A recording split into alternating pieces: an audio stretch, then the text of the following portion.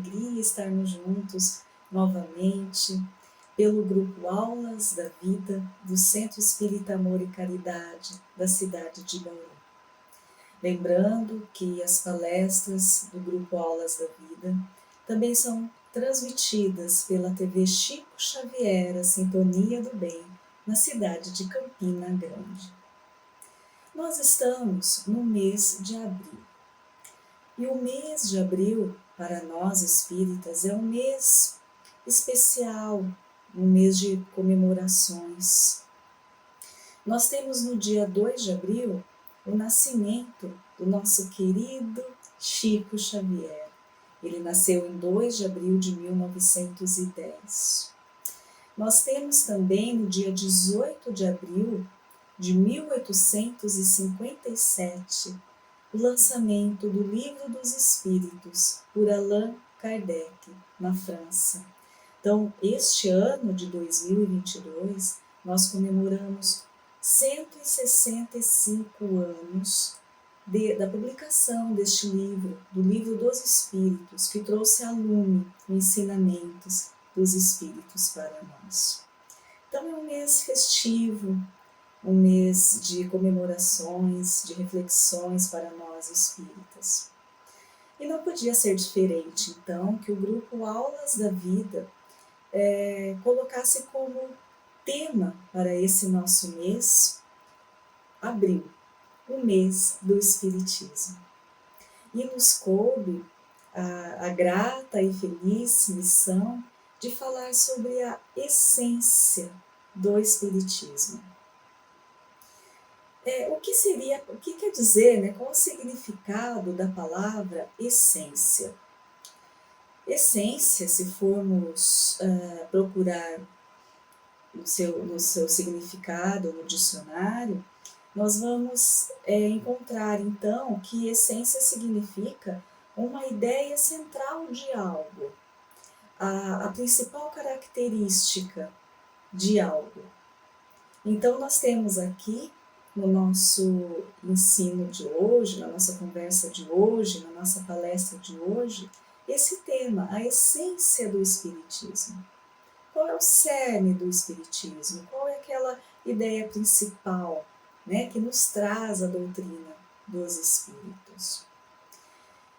Para começarmos a falar sobre esse tema, é importante primeiro entendermos o que vem a ser a doutrina espírita.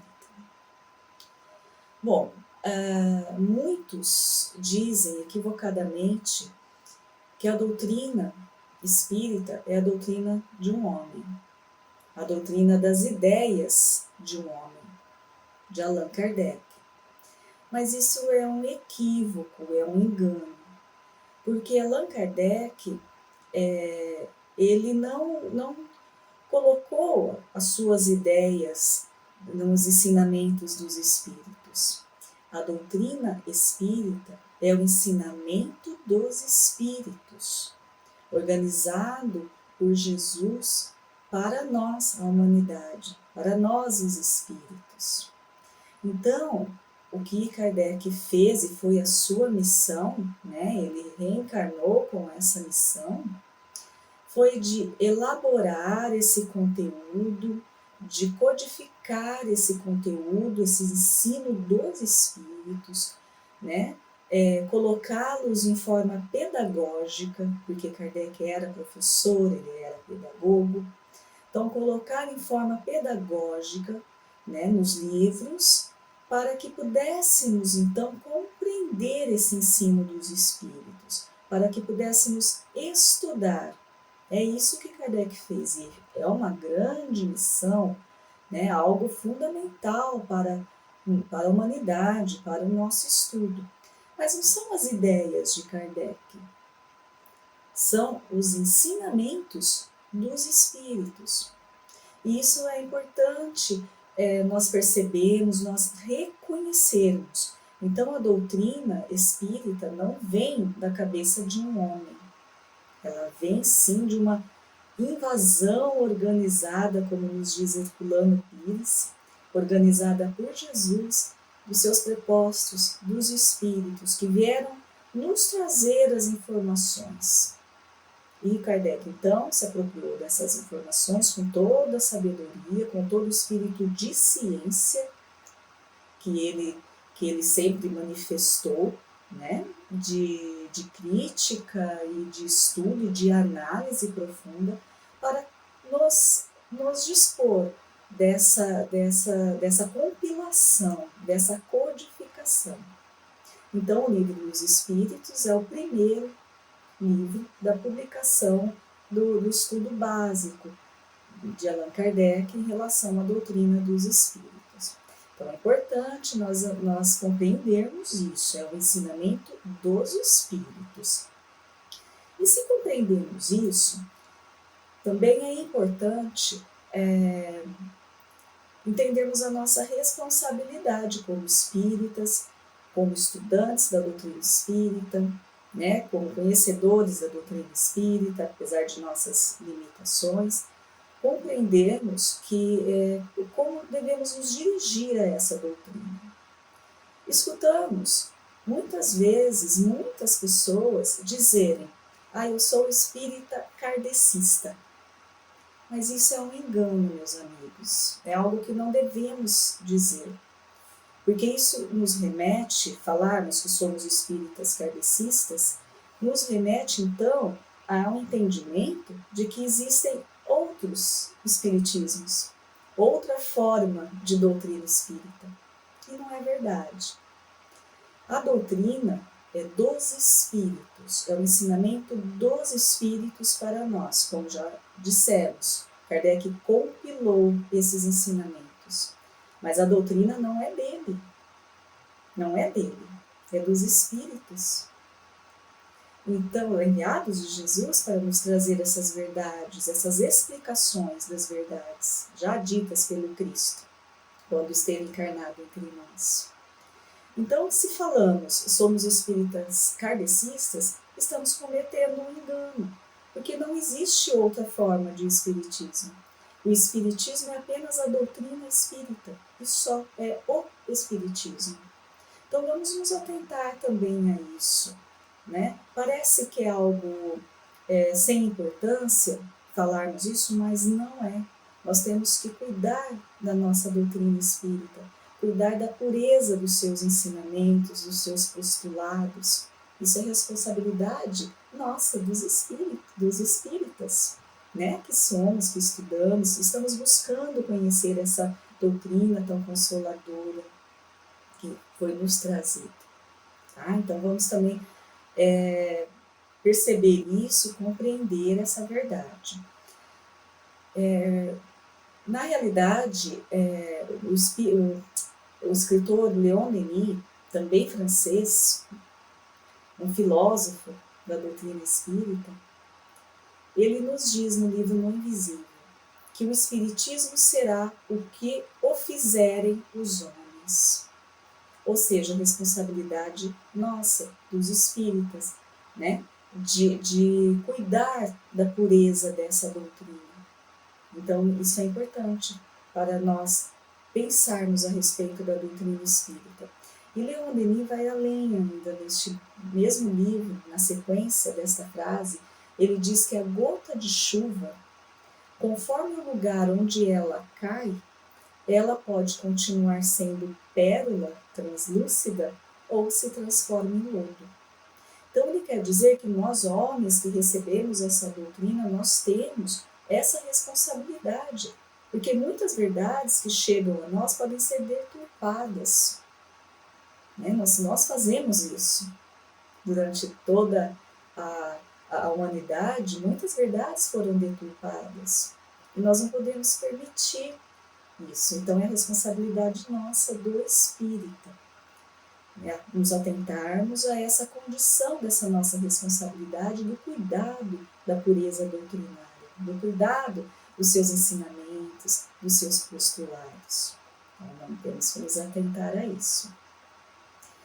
Na sessão do dia 25 de março de 1856, na casa do Sr. Bodin, Kardec, então, pergunta ao espírito que o orienta, né? Qual é a sua identidade?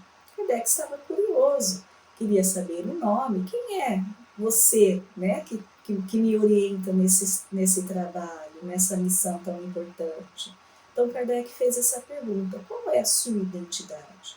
E obteve como resposta, para ti chamar-me-ei verdade. Para ti chamar-me-ei verdade. Então, essa resposta ela foi registrada nas anotações particulares de Kardec, né? E posteriormente foi publicada no livro Obras Póstumas, após o seu desencarne em 1890. Então, esse espírito que orientava ali Kardec nessa grande missão, né, que ele recebeu, não disse o seu nome, não falou quem exatamente ele era, apenas disse que para ti chamar-me-ei verdade. Aí nós temos no livro Evangelho segundo o Espiritismo, no capítulo 6, nós temos o Consolador Prometido, e eu vou ler aqui para vocês as palavras do Cristo. Se me amais, guardai os meus mandamentos, e eu rogarei ao Pai, e ele, o Pai, vos dará outro Consolador, para que fique eternamente convosco, o Espírito da verdade, a quem o mundo não pôde receber, porque não o vê, não o conhece, mas vós o conhecereis, porque ele ficará convosco e estará em vós. Mas o Consolador, que é o Espírito Santo, a quem o Pai enviará em meu nome, vos ensinará todas as coisas e vos fará lembrar de tudo o que vos tenho dito. Então, meus amigos, o Consolador prometido foi uma promessa de Jesus para nós. Foi uma promessa do Cristo. E que ele iria pedir ao Pai que em nome dele enviasse esse Espírito da verdade. Para quê? Para nos fazer relembrar dos seus ensinamentos, né? Para nos consolar, porque ficará eternamente conosco. Então isso quer dizer que Jesus não está conosco? Que Jesus é o nosso Consolador? Claro que ele está conosco. Jesus é o governador do nosso planeta. Jesus nos orienta, nos acalma, nos abençoa, né? Ele é o nosso caminho a ser seguido e ele está conosco, ele está entre nós. Mas o Consolador prometido pelo Cristo, que ele diz que ficaria conosco, era materializado conosco, na forma dos livros da doutrina espírita, dos livros que nos ensinam, né, as palavras do Cristo, até de uma forma mais fácil do nosso entendimento, para que menos erros de interpretações, como sempre vimos na humanidade, né, e como fazemos também, mas que esses erros diminuam, porque nos explica os ensinamentos, as palavras do Senhor. E ficará conosco, porque temos ali a mão a todo momento. Então, esse Consolador prometido, como disse Jesus, ele fará com que nós lembremos de tudo que o Cristo fez e falou para nós. Então, nessa sessão na casa do Sr. Baudin, e que Kardec pergunta quem é o meu orientador, qual é a sua identidade, né, desse Espírito? E ele diz apenas, chamar-me-ei para ti verdade. Bom, meus amigos, continuando aqui a nossa conversa de hoje, o Espiritismo então vem como consolador prometido pelo Cristo no tempo assinalado, cumprir aquela promessa, cumprir a sua missão, que era nos esclarecer de uma forma mais intensa, de uma forma mais abrangente. Porque Jesus não pôde falar tudo, obviamente, no momento que esteve entre nós. Não conseguiríamos, o povo, quem estava, né, naquele momento com Cristo, não tinha condições de compreender as palavras do Senhor que não fosse em parábolas, dentro ali das suas vivências do cotidiano. Jesus também não podia ir mais além no entendimento daquele povo, porque eles não tinham condições de compreender. E Jesus, obviamente, sabia disso. Então, Jesus lançou aquela luz, iluminando a humanidade, né? Preparando para que o Consolador prometido viesse e explicasse as suas palavras agora com a humanidade mais desenvolvida, com a ciência, né, com as filosofias, enfim, com a evolução natural da humanidade, que então esse Consolador viesse a nos trazer as explicações mais profundas da palavra do Senhor e algo mais que ele ainda não pôde falar naquele momento, né? E nós temos que ter a nossa humildade de saber que também não temos condições de tudo aprender, de todas as verdades receber e compreender, nós não temos também ainda essa condição. Então, talvez outros ensinamentos, né, além desse virão para nós, no momento em que tivermos condições, maturidade espiritual, né, para compreender. Mas o que temos hoje para nós é profundo, é intenso e já pode nos transformar e deve nos transformar. Já é um grande, imenso ensinamento que o Cristo nos deixou. Cristo também nos disse, né, que ouçam quem tem ouvidos para ouvir e vejam quem tem olhos para ver. Naquele momento não tínhamos, hoje já temos condições de ouvir e de ver, a maioria de nós.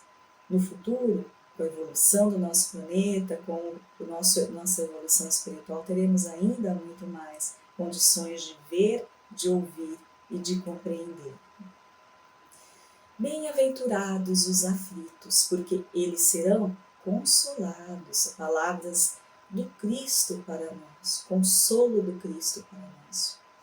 Mas como se pode ser feliz vivendo em aflição, vivendo na angústia, né? Sem sabermos o porquê que sofremos?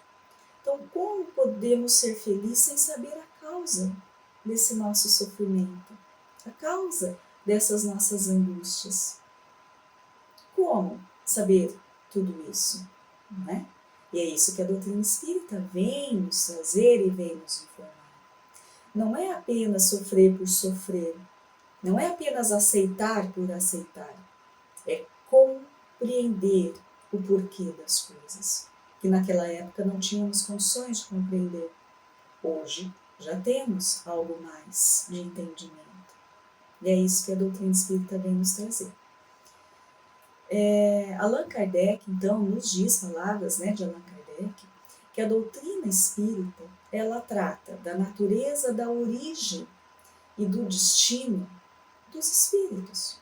Então, é a natureza, a origem, o destino dos espíritos, que somos nós, encarnados e desencarnados, todos filhos de Deus.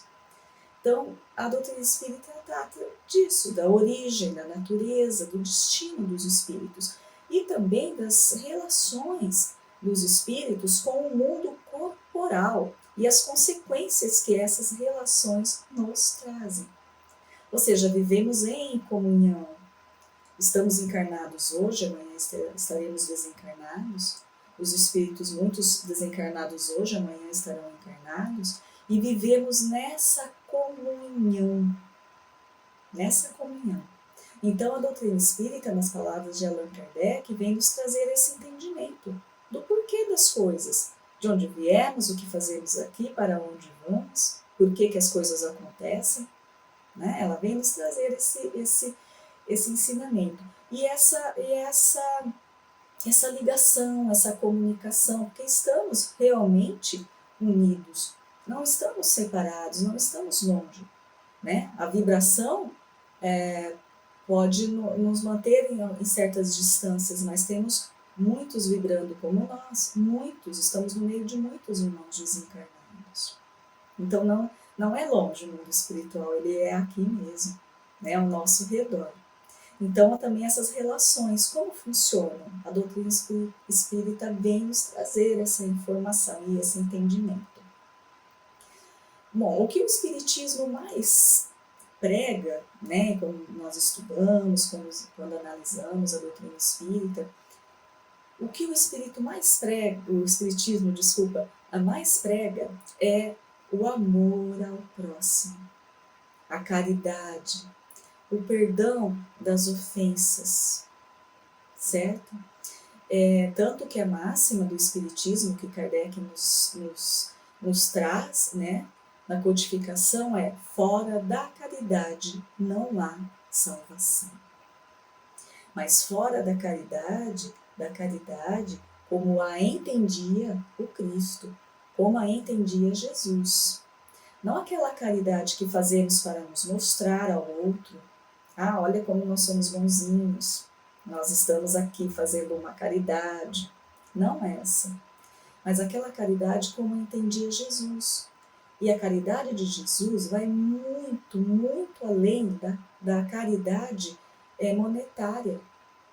Não é apenas a moedinha que podemos entregar a alguém que está pedindo auxílio. Claro que isso é caridade. Mas qual é o propósito de fazermos isso?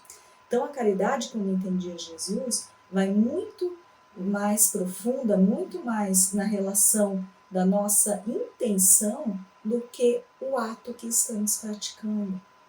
E será que compreendemos isso?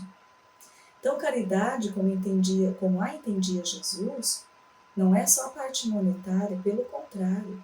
A caridade da compreensão do outro, a caridade de sermos indulgentes, a caridade de perdoarmos o nosso irmão que falha conosco. Né? É essa caridade, a caridade de não julgarmos, de não ofendermos aos nossos irmãos. Isso é caridade, como entendia Jesus. E sem a intenção de termos nada em troca, sem a intenção de nenhum reconhecimento.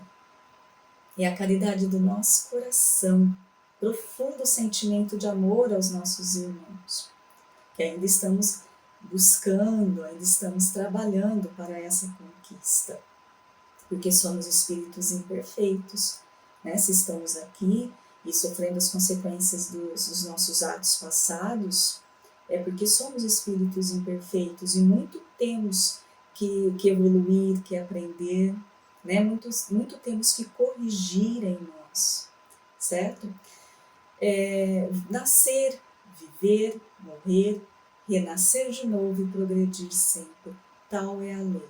Outra máxima do Espiritismo, que nos remete, então, à necessidade da reencarnação como oportunidade de progresso, como oportunidade de reajuste, como oportunidade de acertos, de pagamento mesmo das nossas dívidas com aqueles aos quais cometemos os nossos enganos. Então é a reencarnação nos fazendo, nos proporcionando a condição de progresso da alma. Outra máxima da nossa querida doutrina espírita. Mas se reconhece o verdadeiro espírita pela sua evolução, pela sua transformação moral. Então, eu vou ler para vocês agora, ainda no Evangelho segundo o Espiritismo, no capítulo 17, eu vou ler para vocês uma conceituação, né, do homem de bem. O verdadeiro homem de bem é aquele que pratica a lei da justiça, de amor e de caridade, na sua maior pureza. Olha a intenção que o Cristo nos informou, como ele entendia a caridade. Né? Muito mais que a ação, a intenção da nossa verdadeira intenção, né? Quando praticamos essa ação da caridade. Este homem de bem, verdadeiro homem de bem, se ele interroga a sua consciência, né? Aquele nosso autoexame, se ele interroga a sua consciência sobre os próprios atos, pergunta se não violou essa lei de justiça, de amor e caridade. Se não cometeu nenhum mal, se fez todo o bem que podia, porque aqui nós temos a diferença de não cometer o mal, mas também não fazermos nenhum bem. Não cometer o mal Excelente, maravilhoso, é aquilo que nós temos que fazer. Mas deixar de fazer o bem também não é o correto. Que nós podemos, não fazendo bem, nós podemos deixar que o mal tome conta. Também é um ensinamento para nós. Então, esse verdadeiro homem de bem, interrogando a sua consciência, né, ele pergunta então se não cometeu nenhum mal, se fez todo o bem que podia, se não deixou escapar voluntariamente, ou seja, por sua própria vontade, uma ocasião de ser útil. Se ninguém tem dele do que se queixar. Enfim, se fez aos outros tudo aquilo que queria que os outros fizessem por ele. Então, aqui nós temos um conceito amplo, bem interessante e profundo também do que seria esse homem de bem, né?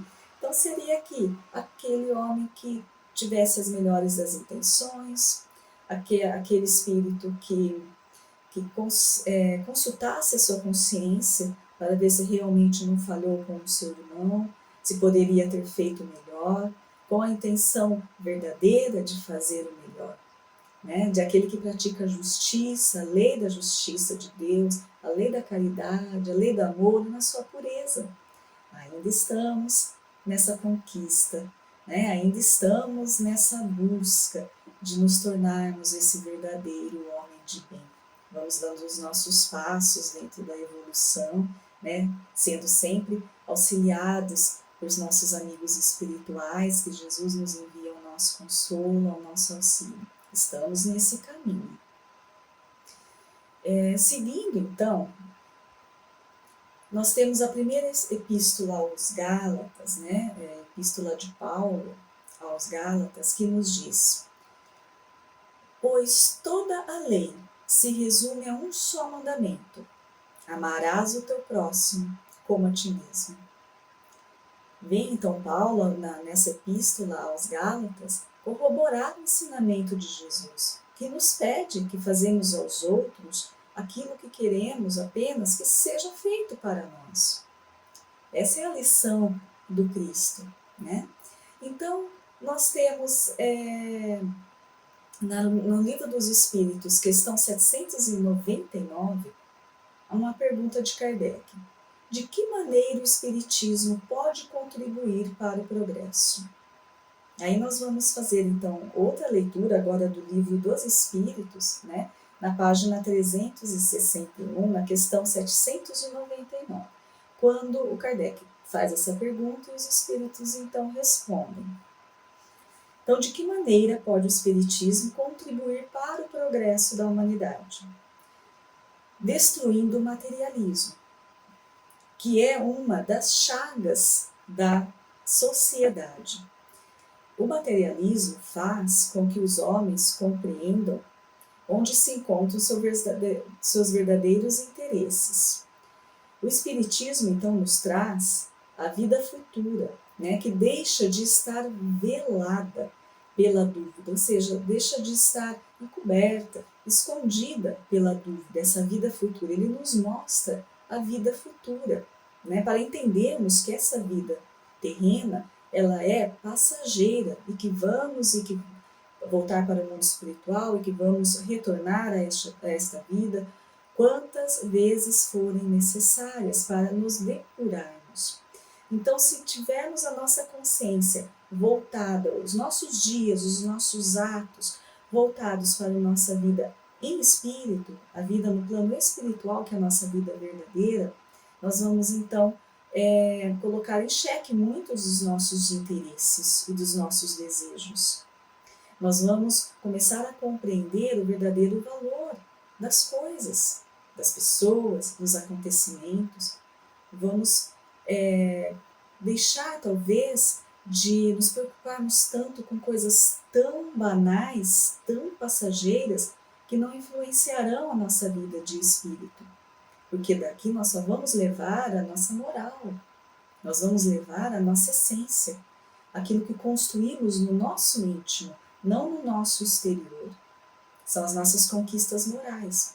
Então, se temos a noção da vida espiritual, da realidade dessa vida espiritual, da superioridade dessa vida espiritual, em relação à vida material, e isso a doutrina espírita nos trouxe, isso é uma essência do espiritismo, né, esse ensinamento, nós vamos com certeza sermos mais felizes, porque vamos estar buscando um caminho correto, né? Apesar das nossas limitações e dificuldades, nós vamos ter consciência da necessidade dessa busca. Então, é assim que o Espiritismo vai auxiliar o progresso dessa humanidade, porque vai evoluir aquele que deseja, obviamente, vai evoluir os espíritos. Evoluindo os espíritos, a humanidade evolui, progride. Então, vamos continuar na resposta. Então, deixando a vida futura de estar escondida, velada pela dúvida, o homem perceberá melhor que por meio do presente, ou seja, da nossa vida de hoje, da oportunidade que estamos tendo agora, lhe é dado preparar o seu futuro. Claro, a cada dia, a cada minuto do nosso dia, dessa vida presente, nós estamos preparando o nosso amanhã. E não é só o amanhã da nossa vida terrena. Claro que estamos preparando amanhã da nossa vida terrena, mas nós estamos preparando amanhã da nossa vida de espírito, que somos, da nossa vida verdadeira. Abolindo, né, então, deixando de lado os prejuízos de seitas, de castas e cores. O que quer dizer isso? Sabemos, né, assim, tantas seitas que já existiram e ainda devem existir, tantos dogmas infundados dentro das religiões, que não nos remete à consciência das coisas, né? Quantas castas dentro dos povos, vemos dentro de um próprio povo, tanta separação, né? Discriminação entre um e outro por qualquer motivo, e as cores e tudo mais, como nos respondem aqui os espíritos. O que eles querem nos dizer? Abolindo o preconceito, abolindo essa ideia de que somos diferentes pela nossa religião, pela nossa cor, pela nossa etnia, pela nossa escolha, do que quer que seja. Não, nós somos todos iguais, nós somos todos irmãos, nós somos filhos do mesmo Pai. E nós temos a mesma destinação. Então, a doutrina espírita nos traz essa informação e nos faz tomar consciência disso, de que somos todos iguais e somos todos irmãos. Então, abolindo esse preconceito, ensina aos homens a grande solidariedade que os há de unir como irmãos. Então, essa foi a resposta dos espíritos. Então, como o espiritismo, o estudo da doutrina, pode evoluir e pode acarretar o progresso da humanidade? Nos entendendo como irmãos. E verdadeiramente nos reconhecendo como irmãos, nós vamos ser solidários uns com os outros, porque não vamos mais ter preconceitos, não vamos nos sentir superior a um outro irmão por qualquer motivo que seja. E vamos dar o valor real ao que é do espírito, muito menos do que é o da matéria. Então, para nós não vai contar classe social, não vai contar o patrimônio da pessoa, não. Nós somos irmãos. O que vai contar para nós é essa solidariedade, desse entendimento, que nós estamos aqui para nos auxiliarmos mutuamente. Não é? Deus ajuda as criaturas através das criaturas. Nos coloca em união para que possamos nos auxiliar. Aquele que tem mais conhecimento, mais possibilidade, auxilia aquele que está mais necessitado. E assim nós vamos, porque sempre tem aquele que está à nossa frente e sempre tem aquele que está à nossa atrás, atrás de nós, em quesito não de inferioridade, de necessidade, né, de compreensão e de tudo mais. Então nós vivemos nessa comunhão e a doutrina espírita nos traz essa interpretação, essa consciência de que vivemos nessa comunhão porque nós somos irmãos, abolindo todo tipo de preconceito, né, todo sectarismo, enfim, nós temos que nos unir porque nós somos irmãos. Então nós temos, meus irmãos, dentro então dessa essência do Espiritismo, não temos algo único. Nós temos a caridade como conhece Jesus. Nós temos essa base sólida de amor fraternal que ela nos ensina. né, dentro dos seus postulados, dentro dos seus ensinamentos, dos espíritos.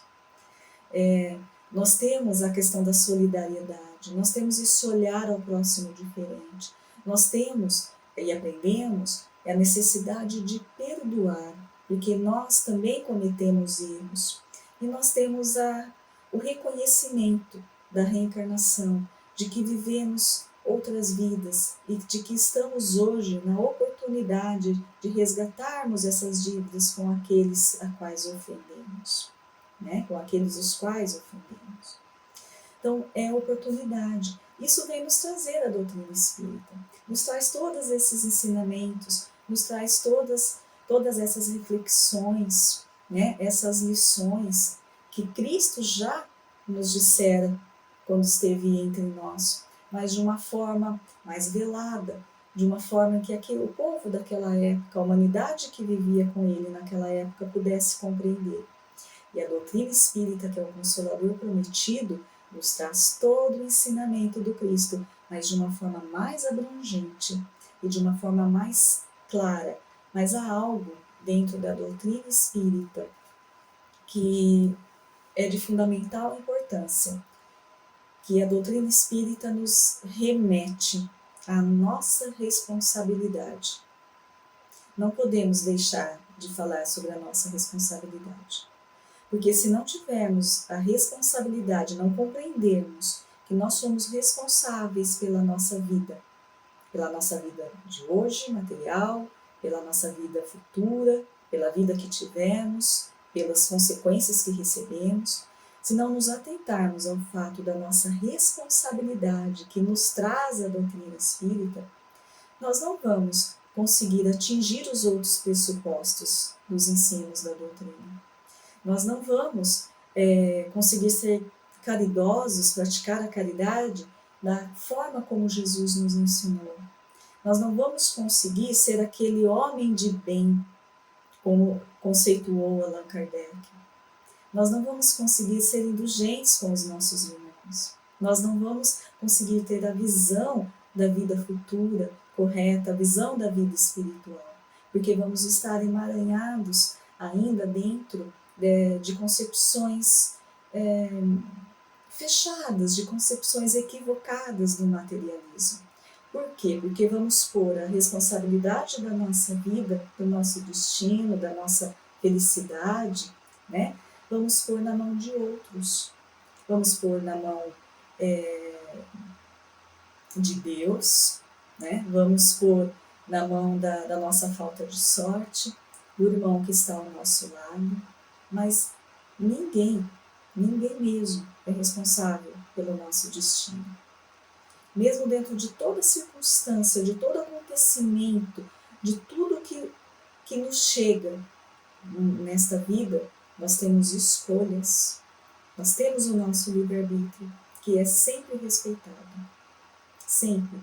Inclusive, Allan Kardec, quando recebeu a sua missão na espiritualidade, foi preparado para ela, para ser o codificador dessa doutrina consoladora, aqui estando encarnado entre nós, né, ele tinha escolha a fazer. Se ele não quisesse, ele seria respeitado. O livre-arbítrio nosso é sempre respeitado. Só que outros viriam, porque o Consolador prometido, né, haveria de chegar até nós, de uma forma ou de outra. Mas ele, naquele momento, tinha aquela missão. Mas se ele não quisesse cumprir aquela missão, quando encarnado ele quisesse desistir, né, conforme for chegando a ele poderia ter desistido, porque foi trabalhosa, foi difícil, foi penosa em vários aspectos. Todos esses anos de trabalho na doutrina espírita para Allan Kardec. Claro, sempre muito auxiliado, com certeza, né, muito intuído, mas foi difícil. Nós sabemos disso, né, pelos relatos, pelo nosso estudo. Mas ele aceitou. Mas ele poderia não ter aceito. E seria respeitado por isso. Consequências? Aí não sabemos, provavelmente. Mas ele seria respeitado. Né? Então, nós somos respeitados no nosso livre-arbítrio. Agora, a doutrina espírita, então, nos traz a informação da nossa responsabilidade. É aquilo que nós dissemos no começo. Jesus disse, bem-aventurados os aflitos, porque eles serão consolados, e somos consolados. Mas como ser consolados, então, se nós nem sabemos o motivo do nosso sofrimento? Não é sofrer por sofrer.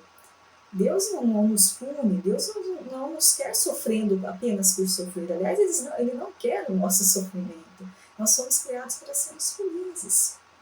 Mas nós buscamos os nossos sofrimentos através do nosso desvio da lei de Deus. Daquela lei de justiça, de amor e caridade que o homem de bem pratica, nós ainda não praticamos. Então nós nos desviamos dessa lei. E como consequência, que é próprio da própria lei, né, lei de causa e efeito, né, dentro da lei também de Deus, nós temos as nossas consequências. Então, a quem culpar, senão a nós mesmos? Então, dentro de toda essa essência de ensinamento do Espiritismo, bondade, perdão, caridade pura, justiça, noção da vida espiritual, reencarnação, enfim, tudo que a doutrina espírita nos traz, existe ali um propósito único, que é de nos chamar à responsabilidade. E aí sim, nós vamos começar a dar o primeiro passo para a compreensão de como é que devemos viver, de como é que devemos seguir a nossa vida, como devemos nos comportar diante da vida e diante dos que chegam até nós, diante do que estão à nossa volta, começando pela nossa casa, pela nossa família. Então vamos repensar tudo isso, vamos analisar esses conceitos, vamos entender todo o ensinamento da doutrina espírita, vamos compreender essa doutrina tão maravilhosa e consoladora que a vontade de Deus e de Jesus trouxe para nós. Nós temos toda essa ferramenta, nós temos tudo à mão. A lei de Deus é para nós, magnânima e justa, a natureza, toda a criação, tudo é para nós, para a nossa perfeição, para o nosso crescimento. A doutrina espírita nos consolando, nos ensinando, nos mostrando o caminho que o Cristo já ensinou para nós, mas ainda não tínhamos compreendido perfeitamente. Então tudo é a nosso favor, mas basta o quê? Que reconheçamos isso e principalmente que reconheçamos a nossa responsabilidade diante de nossa vida. Tornai-vos, pois, praticantes da palavra, e não somente ouvintes da palavra, enganando-vos a vós mesmos. Isso está em Tiago, capítulo 1, versículo 22. Então, Tiago nos diz isso também.